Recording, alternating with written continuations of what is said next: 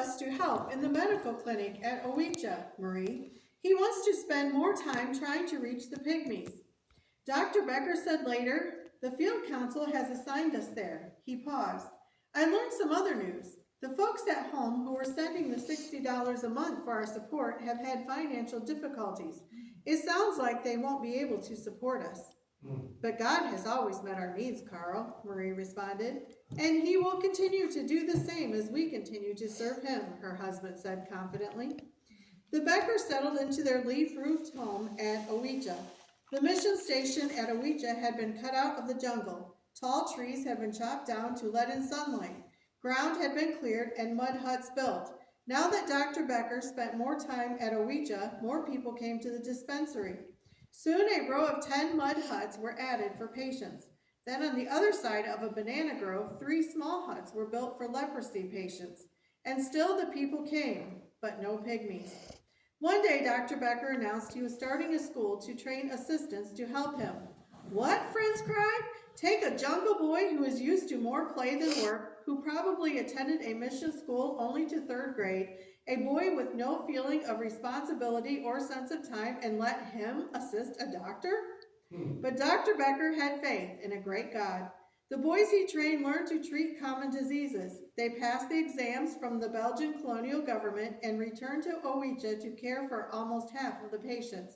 Dr. Becker was able to perform more operations and care for serious cases. The doctor was also a friend to his helpers.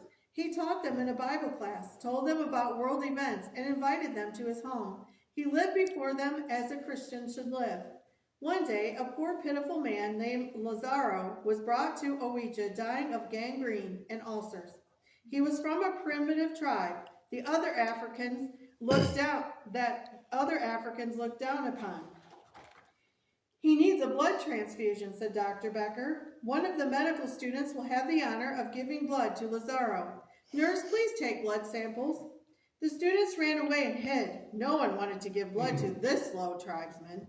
The doctor insisted upon the blood samples. Only one student had the same blood type as Lazaro. Will you save Lazaro's life? The doctor asked him. No, I will give my blood for anyone else, but not for him. The doctor rolled up his own sleeve. All right, I will give my blood to Lazaro. I'm the same blood type. Will you please take a pint of my blood? The student couldn't believe he heard correctly. The foreign doctor was willing to give his blood to the patient who lay on the stretcher. Shame swept over him. Doctor, take my blood. I'll do it.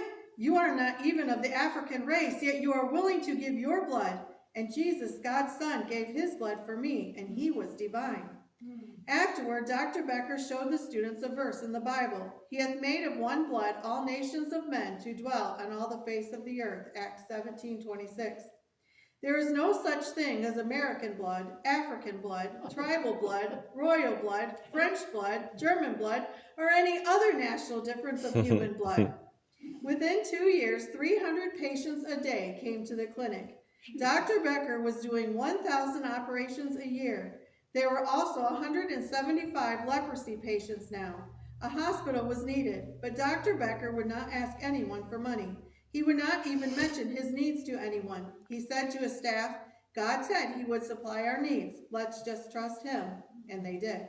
Amen. Money came little by little. A small hospital was started. The dispensary was enlarged. Houses were built for patients. A small village for tuberculosis patients was developed. Owicha was growing. Dr. Becker kept his operating room clean and sterile, even though he was in the middle of a jungle. Instruments were washed and sterilized. Doctor and nurses washed their hands often and wore surgical gloves for operations. At the end of one long, busy day, 2 medical aides carried an old man from the forest into the hospital. He was barely alive and was covered with mud. He smelled of filth. The medics laid him down and quickly turned away. Alice, one of the African nurses, had just finished cleaning the operating room. She ran to get Dr. Becker.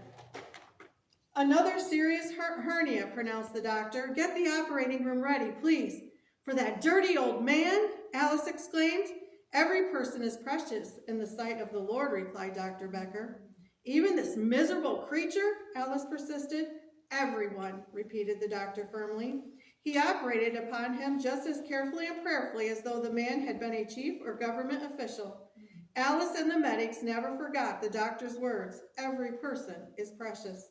At the time Dr. Becker was in the Congo, 40% of the African people had leprosy.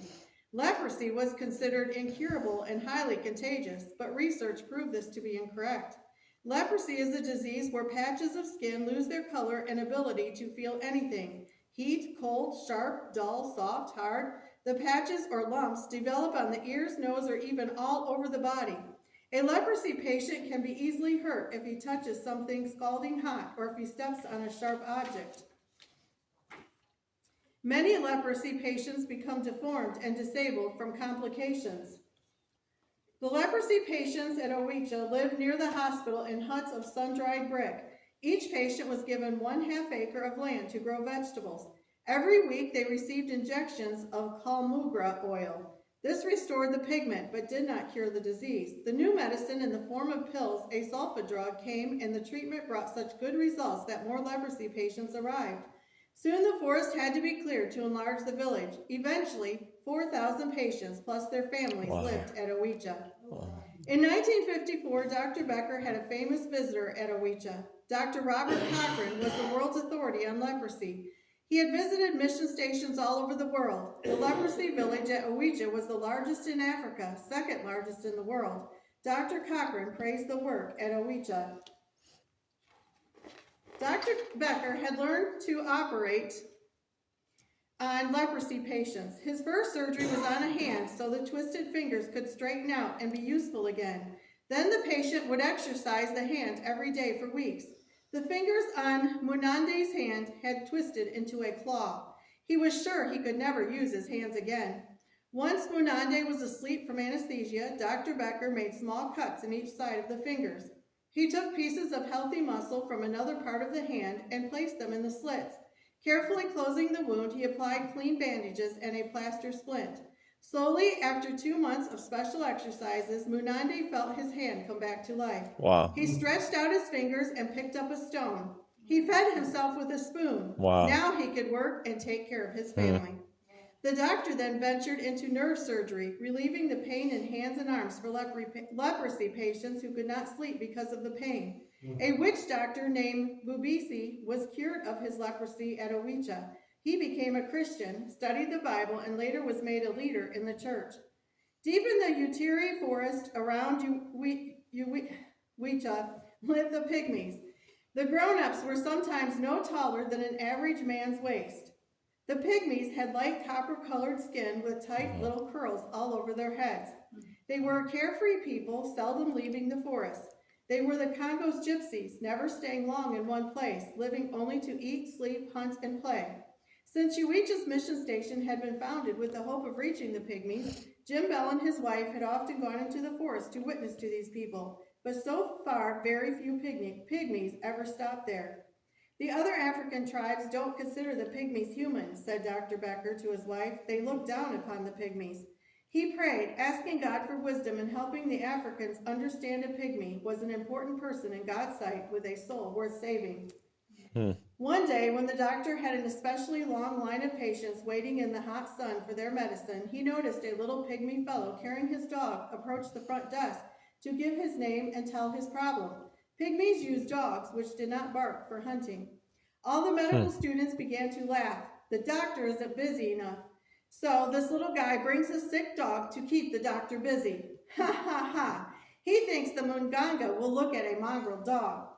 Dr. Becker felt this just might be the answer to his prayer. When the medical assistant saw the doctor coming, they stopped making fun of the little man.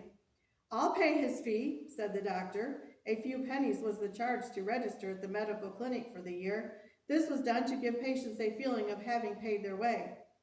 Oh, he has paid, said a helper, hiding his smile. He pointed to the 3 pennies on the desk. It's just that this unimportant creature brings you a dog to treat. The doctor knelt and took the dog in his arms. Munganga, said the little man, I was hunting monkeys when a very angry one fell upon my dog and bit him. I am afraid he will die. Come into my office, said the doctor, and he let the Pygmy go ahead of all the patients who were waiting. The Pygmy's wife followed. There wasn't a sound after the medical assistant stopped laughing. Dr. Becker treated the pygmy with his dog just as kindly as he treated everyone else. Perhaps he will tell his tribe and others will come, thought the doctor. At least my assistants have seen that every single person is treated equally here at Uicha. Although much time went by after that, few pygmies came to the hospital. Well then, said Dr. Becker, if the pygmies won't come to us, we will go to the pygmies. A missionary, Margaret Clapper, went into the rainforest some years later and searched for pygmy camps and villages. Miss Clapper became a missionary to the pygmies, hiking miles of jungle paths on foot. Miss Clapper had 4,000 pygmy names written in a booklet she carried. 1/3 of them professed to receive Christ through the efforts of the Bells and Miss Clapper, and at Owicha Hospital, where they had finally begun going when they got sick. Owicha had become a place of miracles, where God never failed to send what was needed, just in time. It was a place where a Christian doctor, nurses, missionaries, and African medical assistants loved and cared for people no one else would touch. And it was a place where Christians loved pygmies enough to go into the jungle and search for them so that they could hear that Jesus died for them. Wonderful things happened almost every day at Uicha, but there was terrible trouble ahead that even the doctor could not imagine. There was an explosion coming that would shake the entire world.